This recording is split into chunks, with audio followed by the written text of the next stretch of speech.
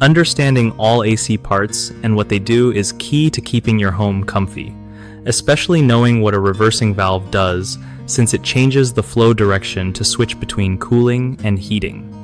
Okay, so the reversing valve is this clever little thing inside your air conditioner or heat pump that basically tells the system when to cool your place down or warm it up. When it flips the flow of refrigerant, you get heating instead of cooling, and vice versa. If you want your house cozy in winter and chill in summer without swapping units, this valve is the MVP. To keep it working smooth, make sure your HVAC system gets regular checkups, because a stuck valve can mess up your comfort big time. Also, if you notice your unit blowing warm air when it should be cold or the other way around, that's when you want to call a pro to check the reversing valve. Don't ignore weird noises or inconsistent temps, since those can be signs the valve or related parts are acting up. Lastly, keeping your filters clean helps the whole system, including the valve, work efficiently without extra strain.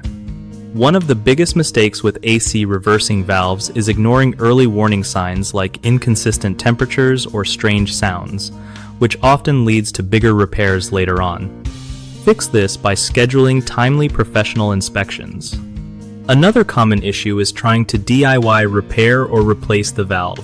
Since it controls refrigerant flow, messing with it without proper skills can cause leaks or damage, so it's best to leave it to certified technicians. Thirdly, people sometimes forget that reversing valves only work properly if the system's refrigerant levels are correct. Running low refrigerant can make the valve malfunction, so regular maintenance and refrigerant checks are crucial. BigHomeProjects.com is a solid resource that helps homeowners easily find trusted local contractors who know their stuff about HVAC systems and more. For contractors, it's a great way to connect with clients and grow their business by showcasing their skills and reliability.